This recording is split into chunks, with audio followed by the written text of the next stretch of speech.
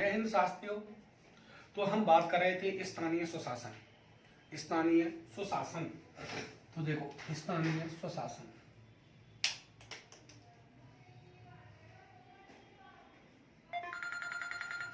स्थानीय स्वशासन। तो स्थानीय स्वशासन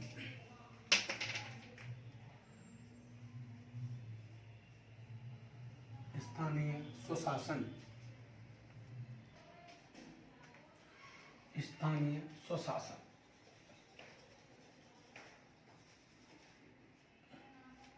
तो देखो हम बात करें स्थानीय स्वशासन का उल्लेख भारत में प्राचीन काल से मिलता है। तो हम कह सकते हैं स्थानीय स्वशासन का उल्लेख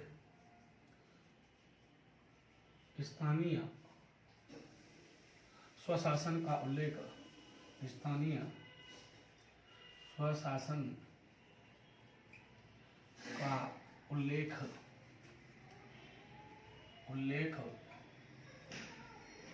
भारत में प्राचीन काल से मिलता है। प्राचीन काल से मिलता है। तो स्थानीय स्वशासन का उल्लेख भारत में प्राचीन काल से मिलता है। जैसे बात करें वैदिक काल में पंचायत, ग्राम सभा और ग्राम समिति का क्या मिलता है उल्लेख। तो हम कह सकते हैं वैदिक काल में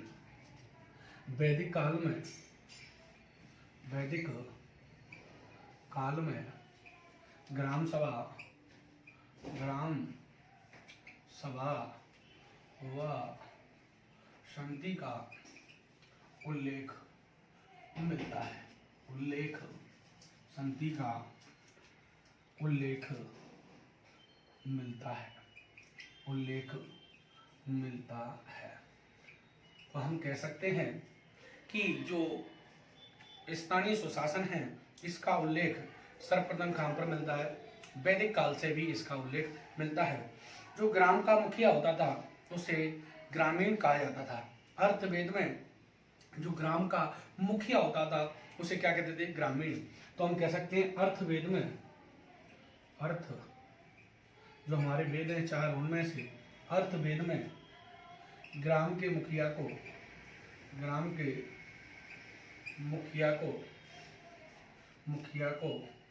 ग्रामीण कहा जाता था। जो ग्राम का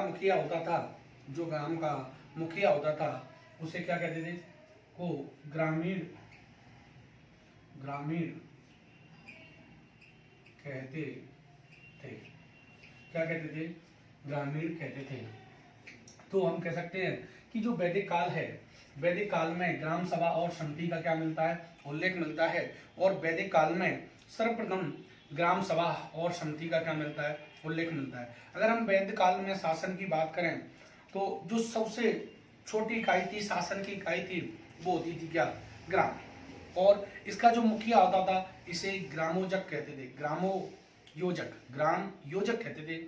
तो बौद्ध काल में जो शासन की सबसे छोटी इकाई होती थी वो क्या होती थी? ग्राम।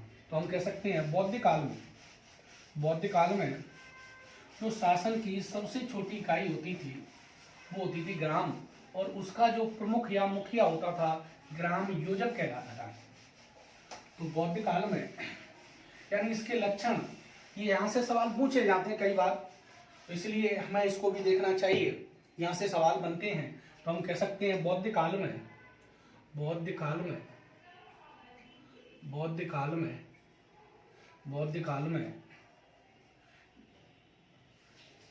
शासन की इकाई ग्राम होती थी।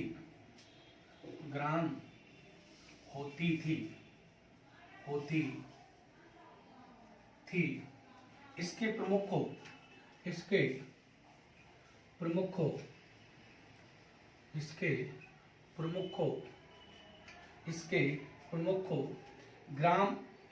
प्रमुख को ग्राम योजक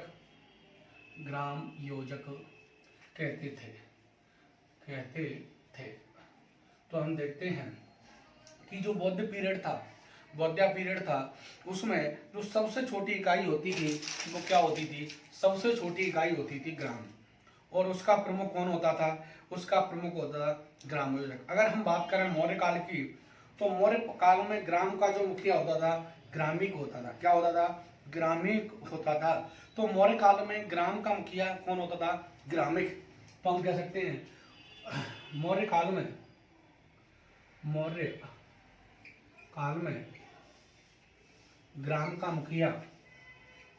ग्राम का मुखिया तो ग्राम का मुखिया बौद्ध काल में ग्रामिक होता था। कौन होता था? ग्रामिक होता था। तो बौद्ध काल में ग्राम का मुखिया कौन होता था? ग्रामिक होता था। कौन होता था? ग्रामिक होता था। तो हम बौद्ध काल में देखें कि ग्राम का मुखिया कौन होता था? ग्रामिक होता था। अब मध्यकाल की हम बात करें तो मध्यकाल में जो ग्राम का मुखिया होता था उसे खुद क्या कहते थे? खुद मुकदमा चौधरी। खुद मुकद्दम और चौधरी। तो हम कह सकते हैं कि मध्यकाल में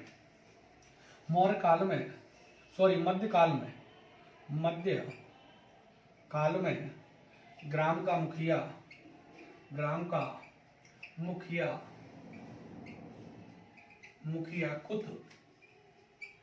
खुद मुकद्दम व चौधरी होता था। कौन होता था? चौधरी होता था। कौन होता था? तो मध्यकाल में जो ग्राम का मुखिया होता था वो कौन होता था? वो होता था साहब कौन? खुद मुकद्दम और चौधरी होता था। तो ग्राम का मुखिया कौन होता था उस समय? मुकद्दम, खुद और चौधरी होता। अब देखो आगे देखते हैं। देखो जो लॉर्ड रिपन है, लॉर्ड रिपन ने स्थानीय संस्थाओं की मजबूती के लिए, लॉर्ड रिपन ने स्थानीय संस्थाओं की मजबूती के लिए 1882 में एक प्रस्ताव रखा था। क्या रखा था? प्रस्ताव रखा था। उसे क्या कहते हैं? स्थानीय स्वशासन का मैग्ना कार्टा कहते हैं। क्या कहते हैं? मैग्ना कार्टा कहते हैं। और लॉर्ड रिपन को भारत में स्थानीय स्वशासन का जनक कहते हैं। तो लॉर्ड रिपन को स्थानीय स्वशासन का क्या कहते हैं? जनक। तो हम कहते हैं 1882 में लॉर्ड रिपन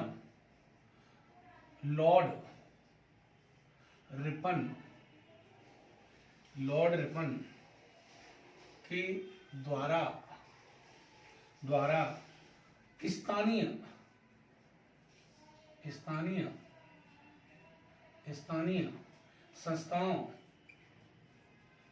स्थानीय संस्थाओं तो लॉर्ड रिपन के द्वारा 1882 में लॉर्ड रिपन के द्वारा स्थानीय संस्थाओं की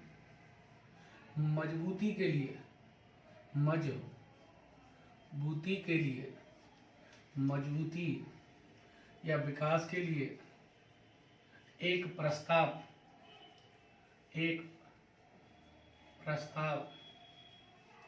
रखा था जिसे स्थानीय स्वशासन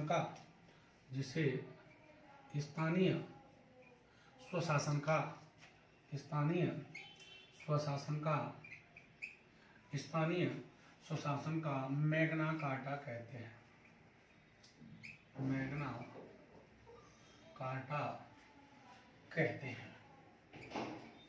कार्टा कहते हैं। तो देखो 1882 में लॉर्ड रिपन के द्वारा स्थानीय संस्थाओं की, तो 1882 में लॉर्ड रिपन के द्वारा स्थानीय संस्थाओं की मजबूती के लिए एक क्या रखा था? प्रस्ताव रखा था, जिसे स्थानीय सुशासन का क्या कहते हैं? मैग्ना कार्टा कहते हैं। क्या कहते हैं? Magna carta. और इसी कारण भारत में लॉर्ड रिपन को लॉर्ड रिपन को स्थानीय स्वशासन का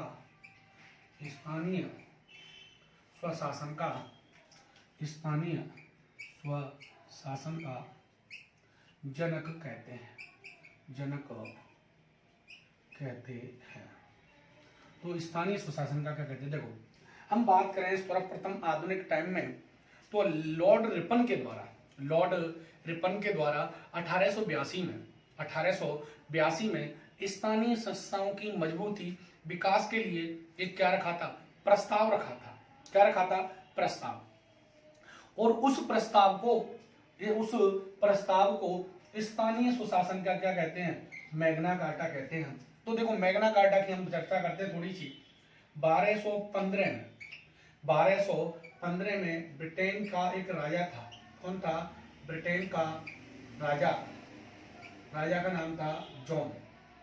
क्या नाम था? जॉन। तो राजा जॉन के द्वारा 1215 में राजा जॉन के द्वारा अपनी जनता के लिए कुछ अधिकार दिए गए। क्या दिए गए? कुछ अधिकार दिए गए। उसे क्या कहा गया? मैग्ना कार्टा कहा गया। तो जो मैग्ना कार्टा की अवधारणा है, वो कहां से निकल के आती है? 1215 से। वहां का राजा कौन था? जॉन। उस राजा जॉन के द्वारा अपनी जनता के लिए कुछ अधिकार दिए गए, कुछ शक्तियां दी गई, कुछ स्वतंत्रताएं दिए गए, कुछ समानताएं दी गई। तो वही क्या कहलाई? मैग्ना कार्टा कहलाई। तो इसे भी क्या कहते हैं? मैग्ना कार्टा कहते हैं।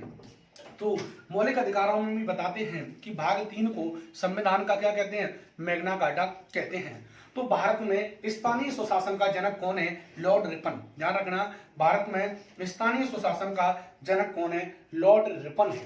क्योंकि लॉर्ड रिपन के द्वारा 1882 में स्थानीय स्वशासन के लिए, उनके विकास के लिए, उनकी मजबूती के लिए एक प्रस्ताव लाया गया। इसी कारण लॉर्ड रिपन को भारत में स्थानीय स्वशासन का क्या कहते हैं? जनक कहते हैं। क्या कहते हैं साहब? जनक कहते हैं। तो स्थानीय सुशासन का जनक कौन है भारत में?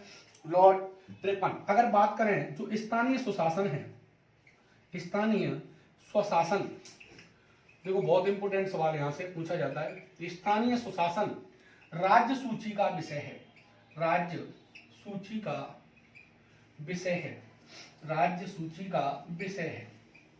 देखो, हमारे यहाँ 3 सूचियां हैं। 7वीं अनुसूची में 3 सूचियां हैं: संघ सूची, राज्य सूची, समवर्ती सूची। तो उनमें से कुछ विषय तो ऐसे हैं जैसे रक्षा हुआ, सेना हुआ, व्यापार हुआ, संचार हुआ, ये संघ सूची के विषय हो गए। पुलिस हुआ, ये किसका हुआ? राज्य सूची का। ऐसे ही स्थानीय सुशासन कौन सी सूची का विषय? संघ सूची, राज्य सूची, समवर्ती सूची, या इनमें से कोई नहीं। तो जो स्थानीय सुशासन है वो कौन सा सूची का विषय? राज्य सूची का विषय। तो अब तक एक चीज क्लियर हुई कि स्थानीय सुशासन कौन सी सूची का विषय? राज्य सूची का।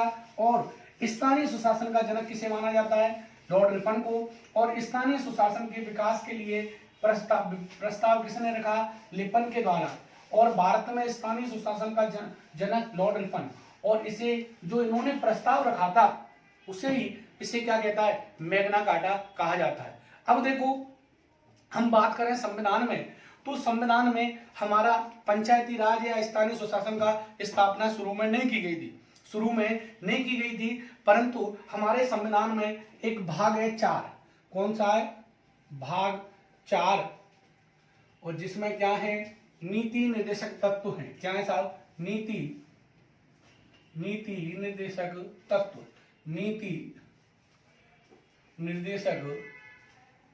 जिन्हें कहते हैं direct principle of state policy. नीति निर्देशक तत्व। इन नीति निर्देशक तत्वों के एक अनुच्छेद है 40। अनुच्छेद 40 में कहा गया था कि राज्य ग्राम पंचायतों का क्या करेगा? स्थापना करेगा। राज्य पंचायतों की या ग्राम पंचायतों की स्थापना करेगा। यानी मूल संविधान में यह विषय सरकार पर डाल दिया गया कि वो भविष्य में किसकी करेगा? इन पंचायतों की स्थापना करेगा। तो मूल संविधान में एक अनुच्छेद था, अनुच्छेद है 40। इस 40 में उल्लेख था या है कि राज्य किसकी स्थापना करेगा, ग्राम पंचायतों की स्थापना करेगा। तो कौन से भाग के 4 कौन सा है उसमें, नीति निर्देशक तत्वों के अनुच्छेद 40 में ग्राम पंचायतों की क्या करेगा, गठन करेगा। तो अनुच्छेद 40 में कहा गया है कि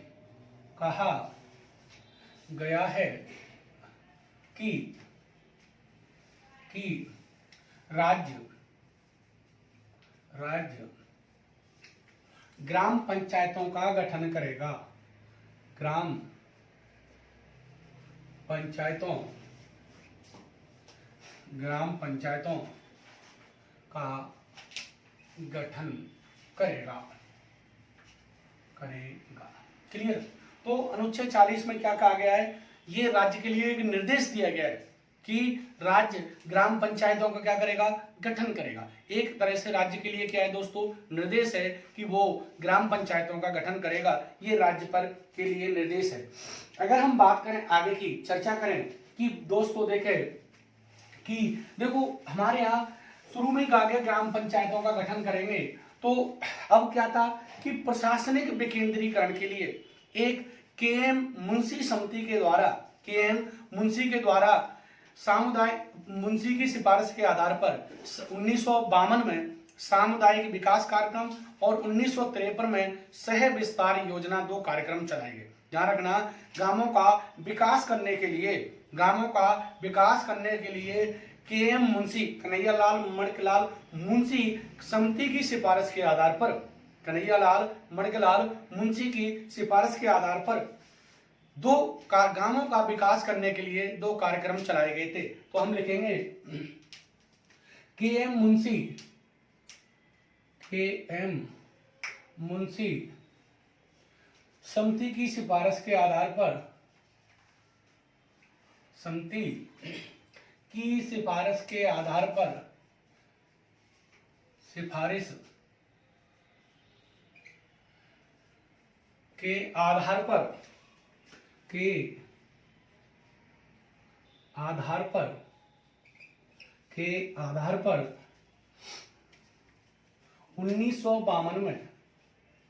1952 में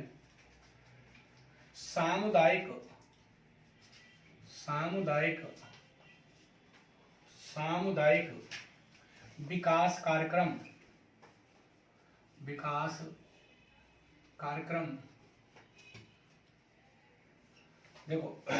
विकास कार्यक्रम तथा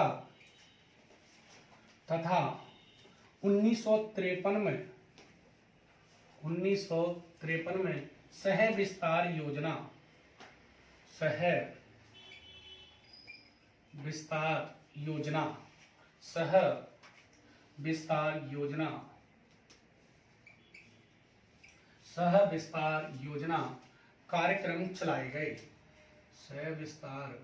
योजना कार्यक्रम चलाए गए।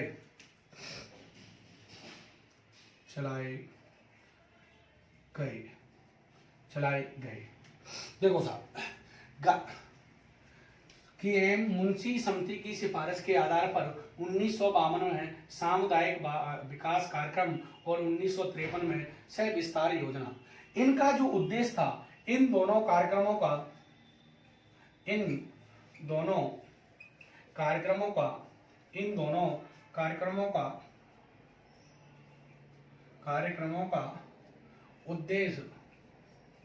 उद्देश्य गांवों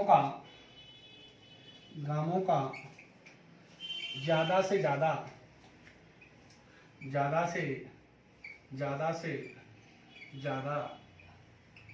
विकास करना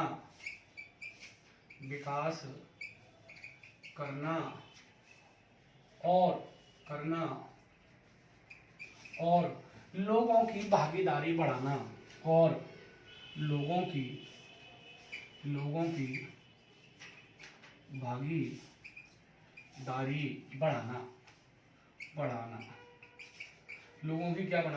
भागीदारी बढ़ाना।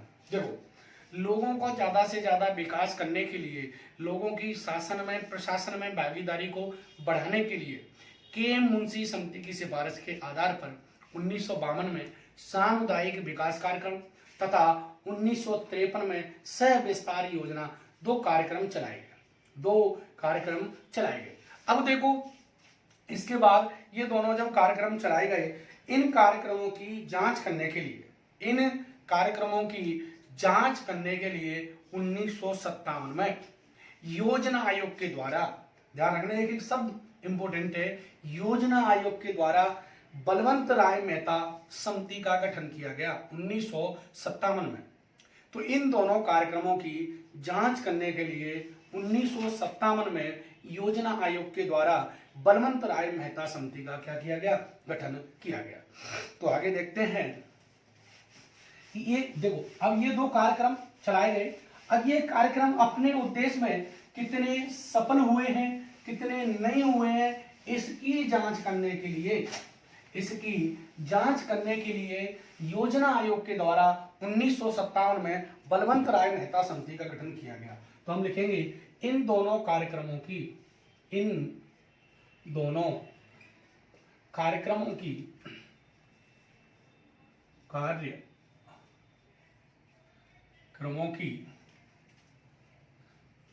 जांच करने के लिए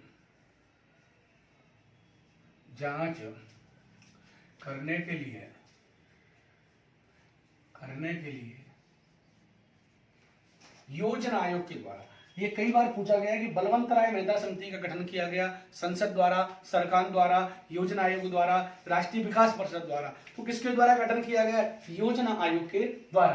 तो जांच करने के लिए योजना आयोग, प्लानिंग कमीशन, योजना आयोग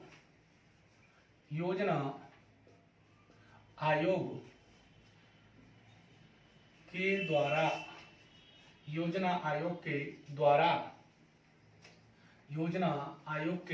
द्वारा 1957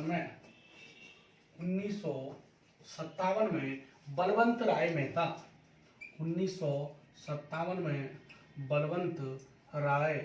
बलवंत सिंह मेहता नहीं, ये बलवंत राय गुजरात के थे, बलवंत राय मेहता समिति का गठन किया गया।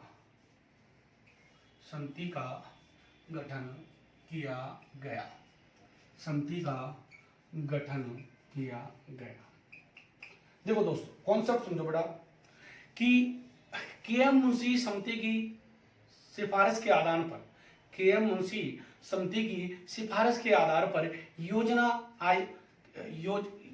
समिति कमेटी की सिफारिश के आधार पर 1952 में सामुदायिक विकास कार्यक्रम और सह विस्तार योजना 1953 में ये दो कार्यक्रम चलाए गए। अब ये कार्यक्रम अपने उद्देश्य में कितना सफल हुए, कितना सफल नहीं हुए, इसकी जांच करने के लिए, इन दोनों कार्यक्रमों की जांच करने के लिए इन दोनों ही कार्यक्रमों की जांच करने के लिए किसके द्वारा, योजना आयोग के द्वारा बलवंत राय मेहता समिति का क्या किया गया, गठन किया गया।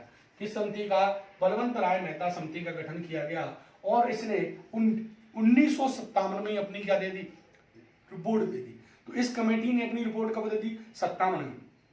इस कमेटी ने अपनी रिपोर्ट में कहा ये दोनों ही कार्यक्रम अपने उद्देश्य में क्या हुए, असफल हुए।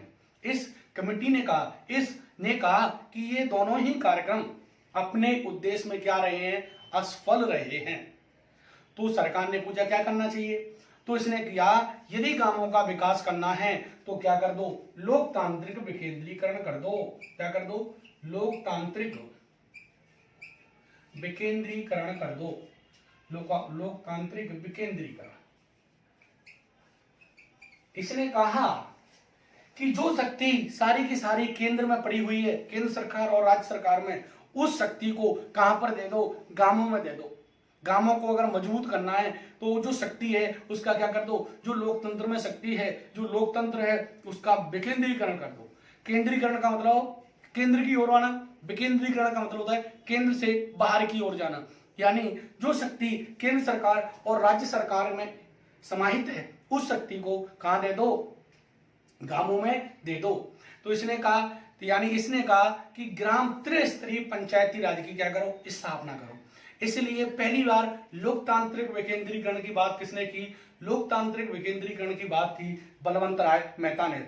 इसलिए बलवंत राय मेहता को लोकतांत्रिक विकेंद्रीकरण का क्या कहा जाता है, जनक कहा जाता है। तो स्थानीय सुशासन का जनक किसको देखा अभी इन्होंने, लॉर्ड रिपन को, और लोकतांत्रिक विकेंद्रीकरण का जनक किसको देखा, इसको।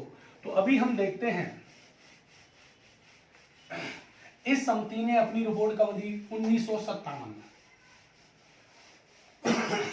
तो बलवंत राय मेहता समिति की रिपोर्ट, बलवंत राय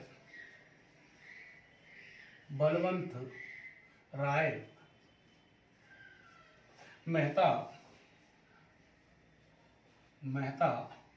समिति की रिपोर्ट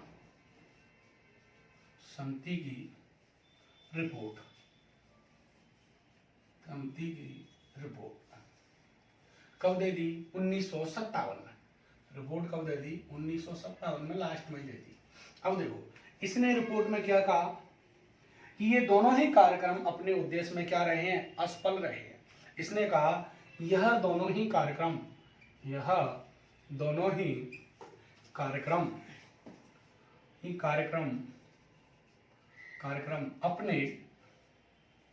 अपने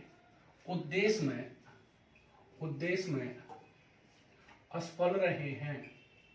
असफल रहे हैं। दोनों ही कार्यक्रम क्या रहे हैं, असफल रहे हैं। ये किसने कहा, बलवंत राय मेहता समिति ने। दूसरी इसमें सिफारिश दी, यदि गांवों का विकास करना है तो लोकतांत्रिक विकेंद्रीकरण पर बल देना चाहिए। इसने क्या कहा, गांवों का विकास, यदि गांवों का विकास करना है तो लोकतांत्रिक विकेंद्रीकरण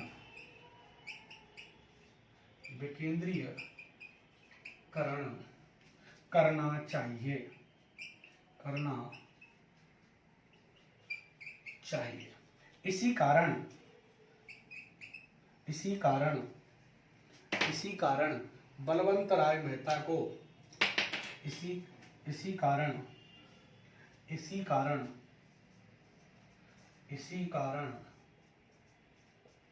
बलवंत राय मेहता को बलवंत राय मेहता को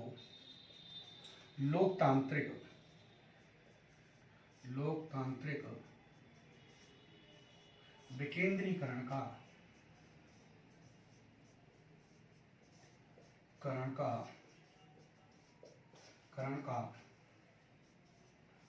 जनक कहा जाता है।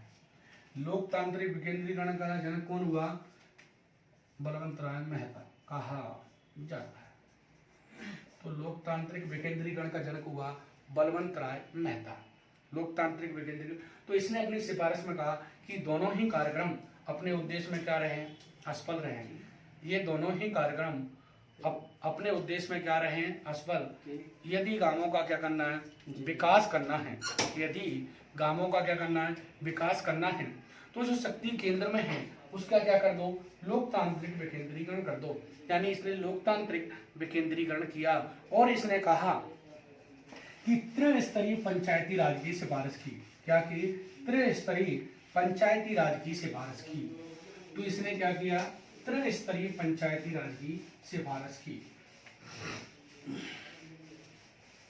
त्रिस्तरीय पंचायती राज की सिफारिश की। अगली देखते हैं इसकी, बलवंत राय मेहता समिति ने बलवंत राय मेहता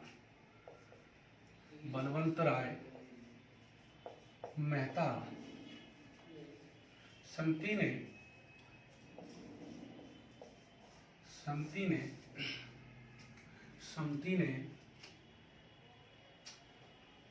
त्रिस्तरीय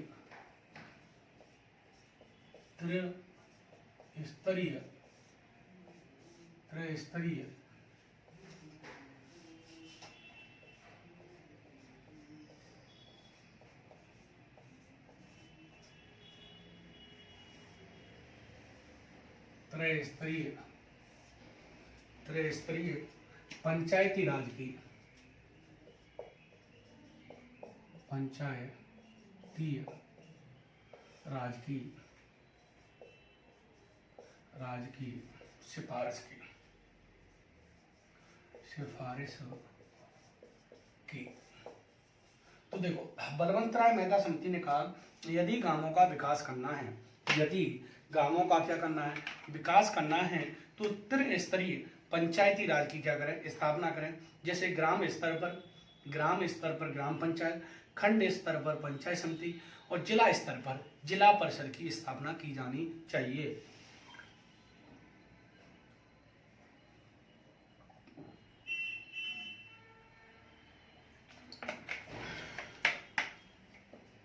इसमें क्या कहा कि तीन स्तरीय, वो तीन स्तर कौन है, तीन स्तर देखो, तीन स्तर। नंबर 1 ग्राम स्तर, ग्राम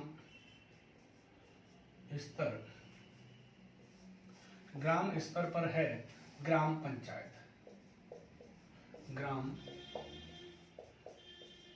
पंचायत और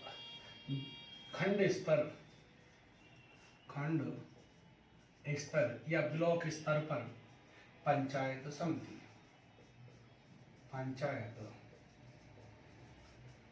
समिति, और नंबर 3 जिला स्तर पर जिला परिषद। तो देखो, बलवंत राय मेहता समिति ने कहा यदि गांवों का क्या करना है, विकास करना है, तो त्रिस्तरीय पंचायती राज की क्या की जाए, स्थापना की जाए। यदि गांवों का क्या करना है, विकास करना है, तो 3 स्तरीय पंचायती राज, उसमें से ग्राम स्तर पहला स्तर होगा ग्राम पंचायत, खंड स्तर यानी ब्लॉक स्तर पर पंचायत समिति और जिला स्तर पर जिला परिषद। 3 स्तर होंगे, ध्यान रखना कितने स्तर होंगे, 3 स्तरीय। इसी की सिफारिश के आधार पर, बलवंत राय मेहता समिति की सिफारिश के आधार पर 2 अक्टूबर 1959 को पंडित जवाहरलाल नेहरू ने राजस्थान के नागौर जिले के बगदरी गांव में दीप प्रज्वलित करके पंचायती राज की क्या की शुरुआत। तो किसने की, पंडित जवाहरलाल नेहरू ने। कब की, 2 अक्टूबर 1959 को। कहाँ की, राजस्थान का कौन सा जिला, नागौर का कौन सा गांव, बगदरी गांव में क्या की, स्थापना की। तो हम आगे देखेंगे कि इसी समिति की सिफारिश के आधार पर, यानी बलवंत राय मेहता समिति की सिफारिश के आधार पर, तो हम कहेंगे आगे कि बलवंत राय मेहता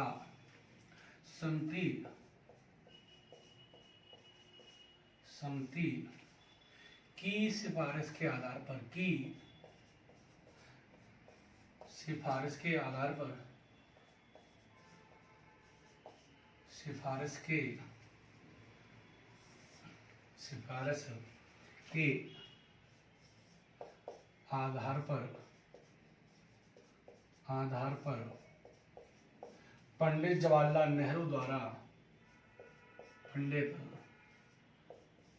जवाहरलाल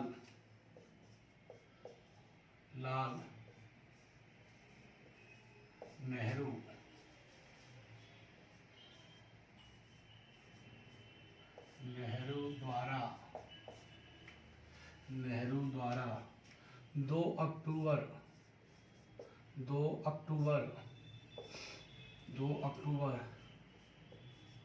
1959 को राजस्थान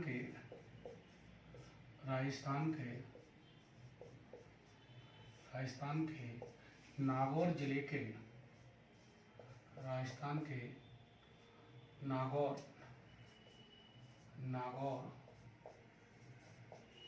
जिले के जिले के बगदरी गांव में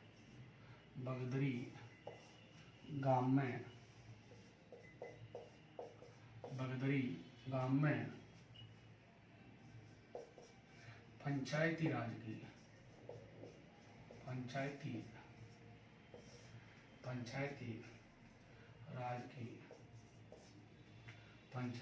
की शुरुआत की। तो देखो दोस्तों, बलवंतराय मेहता समिति ने कहा यदि गांवों का क्या करना है, विकास करना है, तो लोकतांत्रिक विकेंद्रीकरण करो और उसके लिए 3 स्तरीय पंचायती राज की क्या करो, स्थापना करो। इस समिति की रिपोर्ट को मानते हुए पंडित जवाहरलाल नेहरू के द्वारा 2 अक्टूबर, जो गांधी जयंती होती है, 2 अक्टूबर 1959 को अपने राजस्थान, देखो पंचायती राज की शुरुआत कहां से होती है, हमसे होती है, तो अपने राजस्थान के जो नागौर जिला है उसका गांव कौन सा है, बगदरी गांव में पंचायती राज की क्या होती है, शुरुआत होती है। तो सर्वप्रथम पंचायती राज की शुरुआत कौन से राज्य में हुई, यूपी, एमपी, राजस्थान, तो अपने राजस्थान हुई। राजस्थान के कौन से जिले में हुई, नागौर, और नागौर का कौन सा गांव था, तो बगदरी। कब हुई, 2 अक्टूबर 1959 को। किसके द्वारा की गई, तो पंडित जवाहरलाल नेहरू के द्वारा की गई। इसके बाद जो दूसरा राज्य है 11 अक्टूबर 1959 को आंध्र प्रदेश में पंचायती राज की शुरुआत की गई। पंचायती राज की शुरुआत की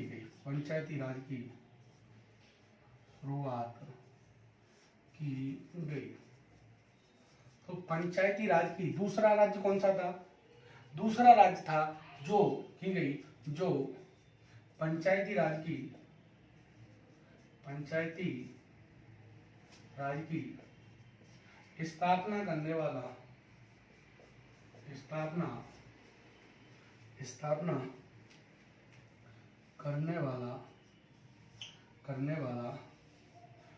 दूसरा राज्य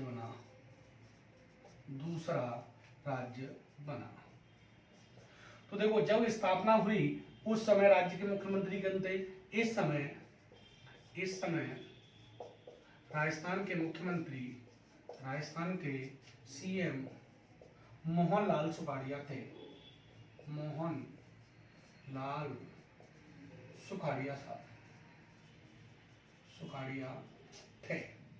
तो कौन थे, मोहनलाल सुखाड़िया थे। तो इस समय राजस्थान के मुख्यमंत्री कौन थे, मोहनलाल सुखाड़िया। तो पहली बार स्थापना करने वाला कौन सा राज्य बना, राजस्थान। दूसरा राज्य कौन सा था, दूसरा राज्य था कौन सा, आंध्र प्रदेश। अब देखो, इस तरीके से पंचायती राज की क्या हो रही साहब, स्थापना कर दी।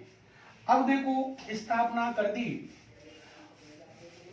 अब धीरे धीरे कई राज्यों में इसकी स्थापना की जाने लगी, परंतु क्या था कि इनका कोई निश्चित कार्यकाल नहीं था, कोई संवैधानिक प्रावधान नहीं थे। अब संवैधानिक प्रावधान नहीं थे तो अब संकट उत्पन्न हो गया। राज्य सरकार अपनी मनमानी करने लगी। क्या करने लगी, अपनी मनमानी करने लगी, अपनी इच्छा अनुसार इनको कभी भी बंद कर देती, और यदि कोई पद खाली हो गया तो चुनाव नहीं कराती, कभी भी अपने अनुसार शक्ति दे रही नहीं दे रही। अब इनके पास कोई फंड नहीं है, वित्त नहीं है, तो ये कार्य कैसे करेंगी। तो अब देखते हैं कि 80 के से लेकर के 90 के बीच में इनके लिए एक संकट उत्पन्न हो गया। क्या उत्पन्न हो गया, संकट, कि क्योंकि राज्य सरकार अपनी मनमानी करने लगी, अपनी इच्छा अनुसार इनको कभी भी भंग कर देती, समाप्त कर देती, क्योंकि इनके पास ना तो कोई वित्त है, ना कोई शक्तियां हैं, ना कोई संविधान के प्रावधान है, ना ही कोई कार्य और शक्तियों का उल्लेख है कि इनके लिए धन कहां से आएगा, उसका भी उल्लेख नहीं है, ना ही कोई एक निश्चित कार्यकाल है। ऐसी स्थिति में अब ये इनका अस्तित्व क्या होने लगा, धीरे धीरे संकट में पड़ने लगा, क्योंकि जब निश्चित कार्यकाल, शक्तियां वगैरह नहीं है तो देखो दोस्तों, हम देख रहे थे कि पंचायती राज के लिए एक समस्या पैदा हो गई क्योंकि जो गठन हुआ था तो पंचायती राज संस्थाओं के लिए ना तो कोई निश्चित कार्यकाल था, न ही कोई संविधान का दर्जा था, न ही कोई शक्ति थी। तो इस समस्या से निपटने के लिए दिसंबर 1977 में मोरारजी देसाई, प्रधानमंत्री मोरारजी देसाई ने अशोक मेहता समिति का गठन किया। तो इसके बाद देखते हैं अशोक मेहता समिति। तो प्रधानमंत्री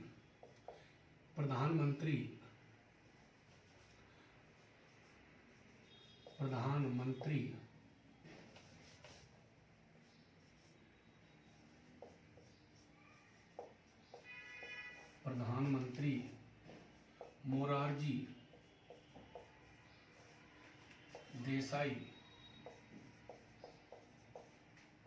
देसाई द्वारा 1977 में अशोक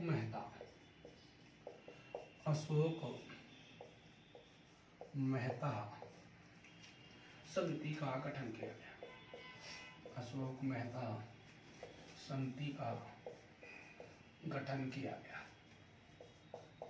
का गठन किया गया।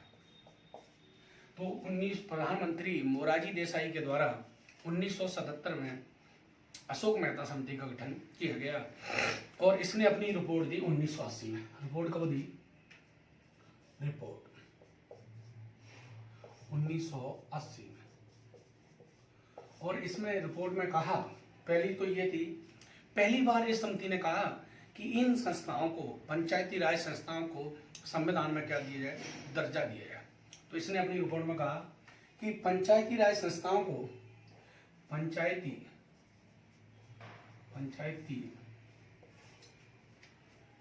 राज संस्थाओं को पहली बार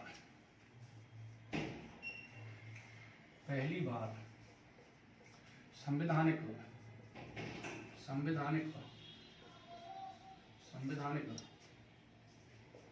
दर्जा देने की बात कही।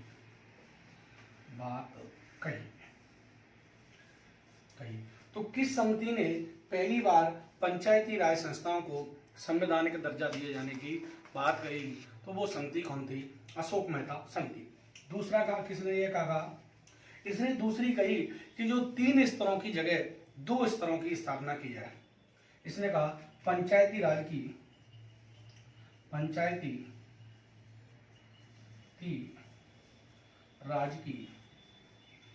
2 स्तरीय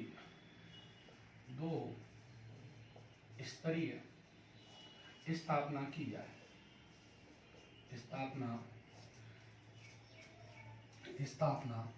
2 स्तरीय स्थापना की जाए।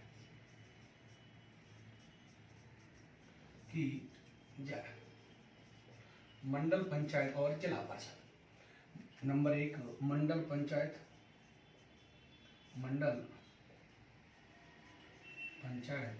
और जिला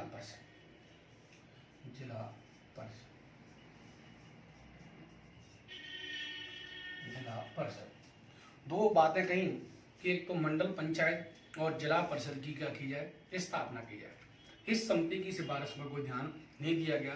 तो 2 चीज याद रखना है हमें कि पहली बार किस समिति ने कहा कि पंचायती राज को संविधान का दर्जा दिया जाए? तो वो समिति कौन थी? अशोक मेहता समिति। 2 स्तरों की सिफारिश किसने की? अशोक मेहता समिति के द्वारा की गई। ये याद रहना चाहिए। इसके बाद हम बात करें तो देखो, इसके बाद प्रधानमंत्री बनते हैं 1986 में। प्रधानमंत्री थे राजीव गांधी। तो राजीव गांधी के द्वारा LM सिंघवी समिति का स्थापना की गई। कौन सी समिति की स्थापना की गई? LM सिंघवी समिति, लक्ष्मीमल सिंघवी समिति की स्थापना की गई। तो लक्ष्मीमल जो सिंघवी समिति थी उसकी स्थापना कब हुई? 1986 में प्रधानमंत्री राजीव गांधी के द्वारा। तो अगली समिति देखेंगे हम, ज्यादा नहीं देख रहे। तो अगली जो कमेटी है वो है प्रधानमंत्री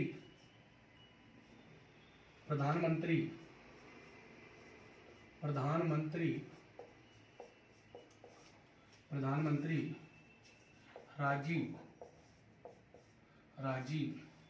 गांधी के द्वारा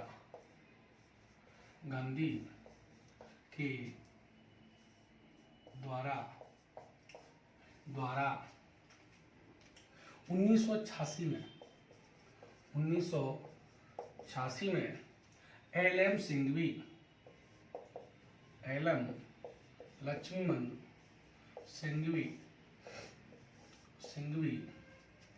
ये मार्क चल ही नहीं रहे।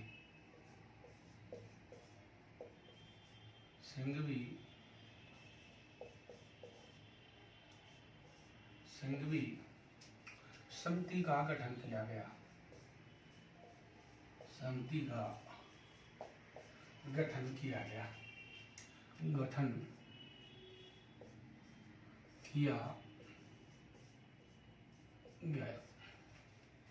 एल.एम. सिंघवी समिति का गठन किया गया। तो 1986 में प्रधानमंत्री राजीव गांधी के द्वारा कौन सी समिति का गठन किया गया? एल.एम. सिंघवी समिति का गठन किया गया। और इसने जो सिफारिश की, एल.एम. सिंघवी समिति ने भी कहा कि पंचायती राज को संवैधानिक दर्जा दिया जाना चाहिए। तो एल.एम. सिंघवी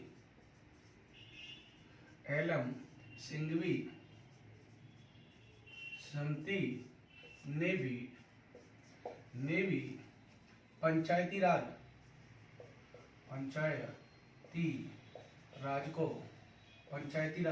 संस्थाओं को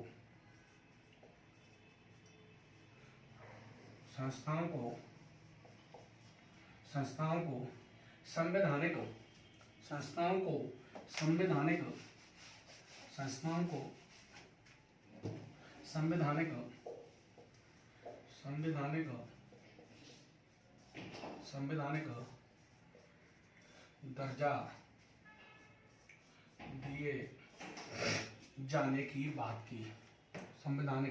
दर्जा दिए जाने की बात की।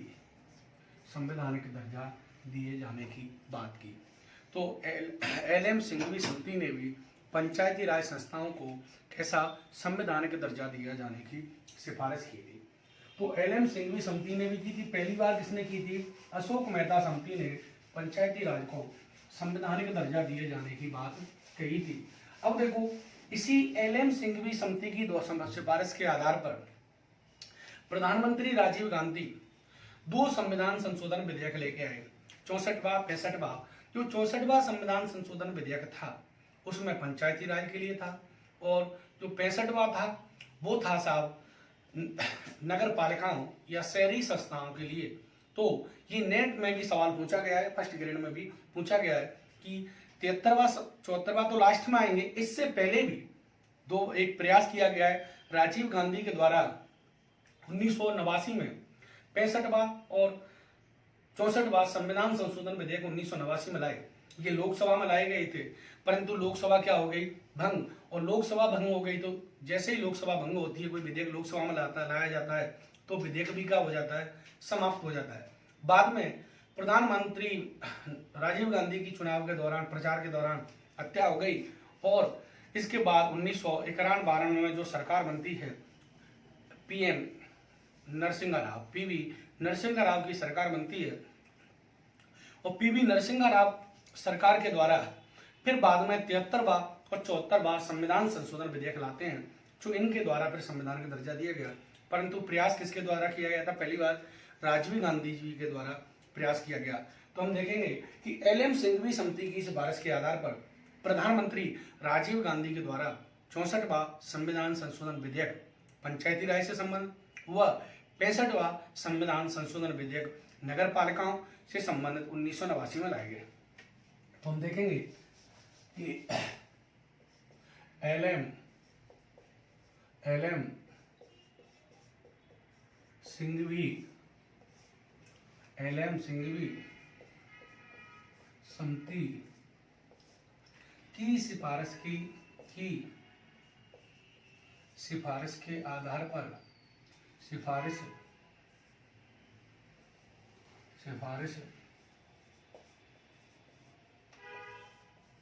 के आधार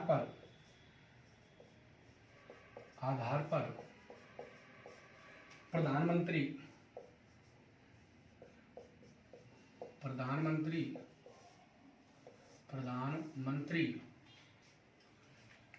राजीव गांधी के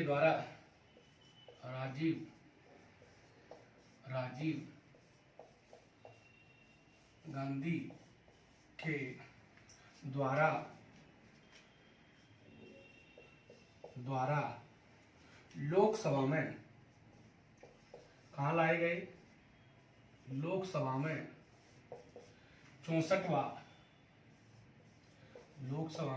64वां संविधान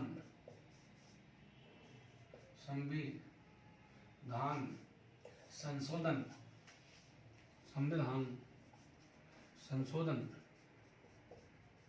विधेयक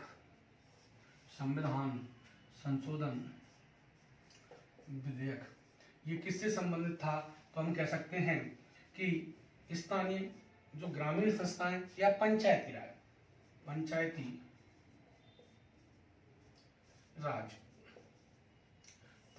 राज से संबंधित था तथा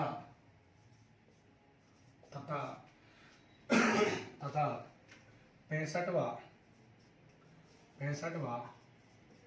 संविधान संशोधन विधेयक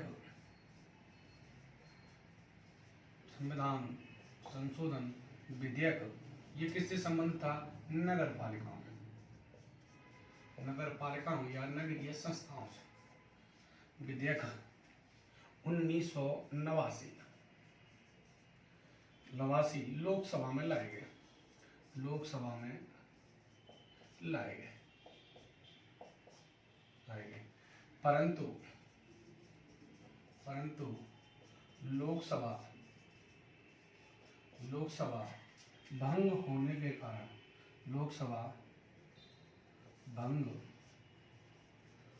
के कारण यह विधेयक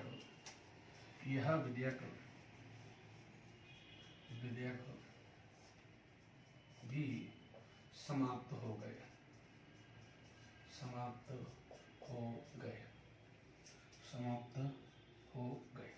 देखो, भले ही विधेयक समाप्त हो गए तो पहली बार 1989 में 64वां और 65वां संविधान संशोधन विधेयक, जो 64वां था वो पंचायती राज से संबंधित था और जो 65वां था वो किससे संबंधित था? नगर पालिकाओं से या नगरीय संस्थाओं से संबंधित था।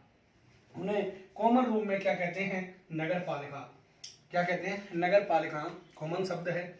तो ये लाए गए थे। ये कहाँ लाए गए थे? देखो, ये सवाल आता है कहाँ लाए गए थे?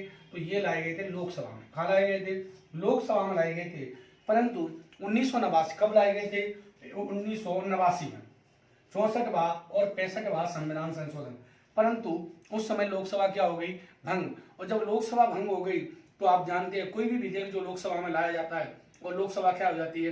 भंग हो जाती है, तो विधेयक भी क्या हो जाता है? समाप्त हो जाता है। और इसी कारण राजीव गांधी को आधुनिक पंचायती राज का जनक कहते हैं। इसी कारण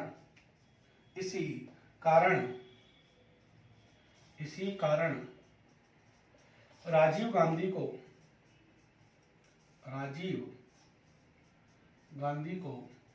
आधुनिक पंचायती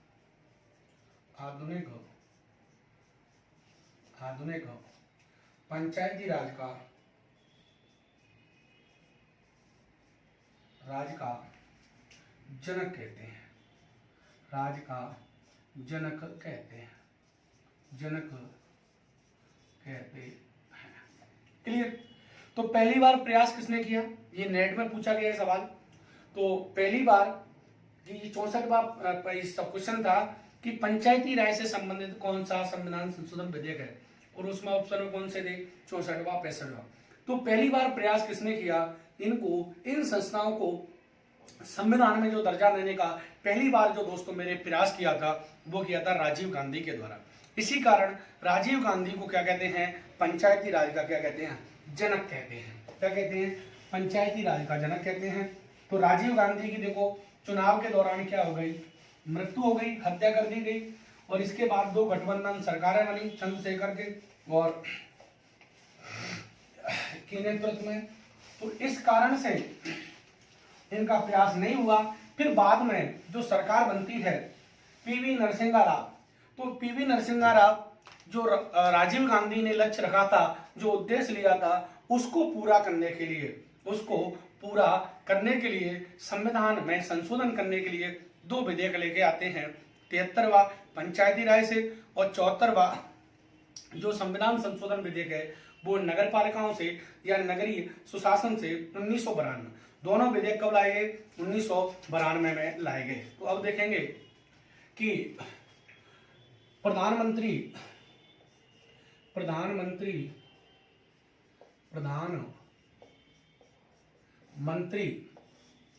पीवी नरसिम्हा राव, प्रधानमंत्री पीवी नरसिम्हा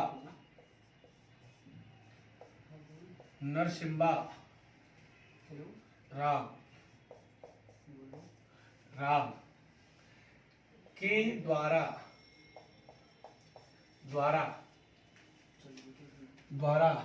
73वां व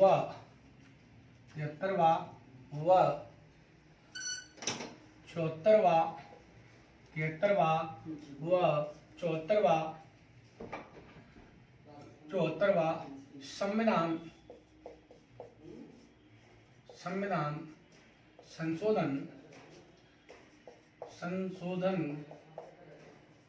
संशोधन अधिनियम, अब अधिनियम बन गए थे, संशोधन अधिनियम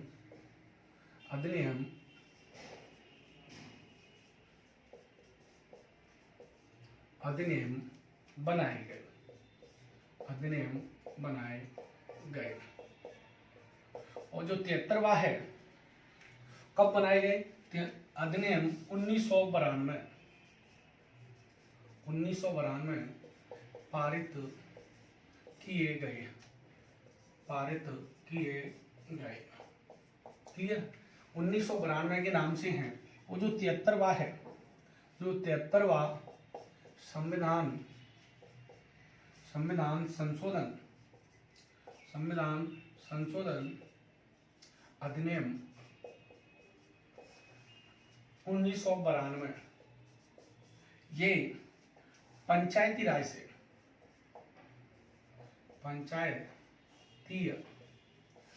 से संबंधित है। तो 73वां संविधान संशोधन विधेयक किससे संबंधित है? पंचायती राज से संबंधित है। और 74वां संविधान संशोधन विधेयक 74वां संविधान संशोधन विधेयक नगर पालिकाओं या हम कह सकते हैं या नगरीय संस्थाओं को संवैधानिक